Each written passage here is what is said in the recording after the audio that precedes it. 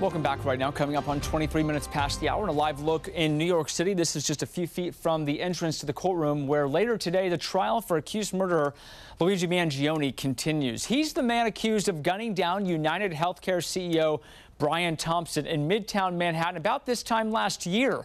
According to the court records, today will be another pretrial hearing and will sort out which evidence the jury will be allowed to see at trial. Over the weekend, the Manhattan DA's office released some new photographs. Evidence in this case, it included a to-do list. This is a picture of it here behind me, written by the suspect at the time he was arrested. In addition to that evidence, there's a lot more that they're talking about today, like zip ties, a USB necklace, a credit card, a bus pass under a fake name. All of this information, though, here's the kicker with all of this, was found in his backpack, and his attorneys, Mangione's, are saying that search was warrantless, so they want all of it thrown out. He has pleaded not guilty to all the charges. We'll track this for you here today at the live desk. From body cam footage to 911 audio and never before seen evidence, the first week of Luigi Mangione's pretrial hearing was full of new developments. The hearing taking place in a New York court in connection to Mangione's state murder case. The National News Desk, Jeff Harris, joining us, and the hearing was postponed today, of course, because we learned Mangione was sick, Jeff. But the first few days, they were nothing short of eventful. Break down what we learned, what happened in court. So everything from police body cam footage, that 911 call, and officer testimony was shared in court as the defense team for Mangione, who's accused of shooting and killing UnitedHealthcare CEO Brian Thompson last year, tries to block some of that key evidence from being presented at trial, claiming his rights were actually violated during his arrest. This week, a high-stakes pretrial evidence suppression hearing for Mangione kicking off in a New York courtroom in connection to his state murder charge. Among the key developments, a 911 call made from a McDonald's in Altoona, Pennsylvania. I'm a manager at Plank Road McDonald's out here on the Boulevard. Okay. And I have a customer here that some other customers were suspicious of, that he looked like the CEO shooter from New York. Altoona police also releasing dispatch audio from that day, where officers can be heard responding to that 911 call. We swing down to McDonald's East Plank Road, 407 East Plank Road. Got a call from the manager there. Customers came to her, said that there's a male in the store that looks like the NYC shooter. Video footage from Mangione's arrest was played in court, showing that officers spoke with him for nearly 20 minutes before informing him of his right to remain silent. Prosecutors showing photos of evidence that was seized, including over $7,000 in cash, a laptop, bus tickets, and false name. Rosario. Yeah.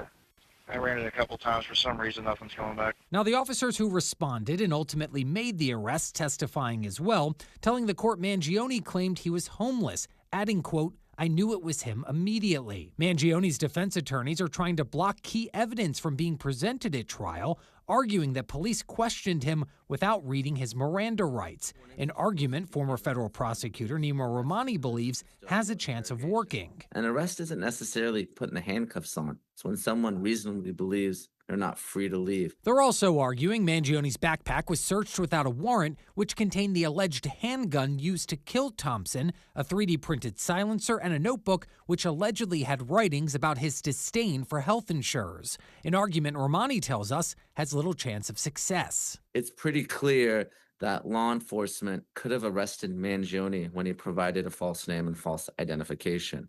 And when he identified himself finally, they had every reason to arrest him. Now, as for what comes next here, the pretrial hearing will continue on Monday with more expected testimony from those Altoona officers. Once the pretrial wraps up, the judge will then rule on the defense's motion to exclude some of this evidence. Reporting for the National News Desk, I'm Jeff Harris. Murder suspect Luigi Mangione back inside a New York City courtroom just today. His appearance comes 1 year to the day of the murder of UnitedHealthcare CEO here, Brian Thompson. Now, a police officer who first spotted Mangione eating at a McDonald's, this McDonald's in Altoona, Pennsylvania, identified the 27-year-old in court today.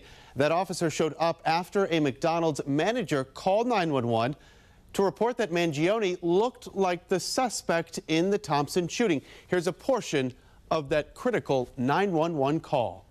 I have a customer here that some other customers were suspicious of, that he looked like the CEO shooter from New York. Okay. So they're just really upset, and they're like coming to me, and I was like, well, I can't approach him, you know. No, of course not.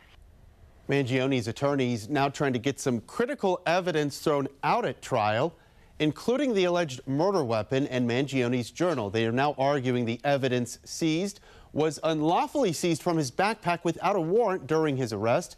Mangione has pleaded not guilty to both state and federal charges. Let's go out live to New York City now tonight, where Luigi Mangione appeared in court for a pretrial hearing in hopes of getting key evidence in his case tossed out.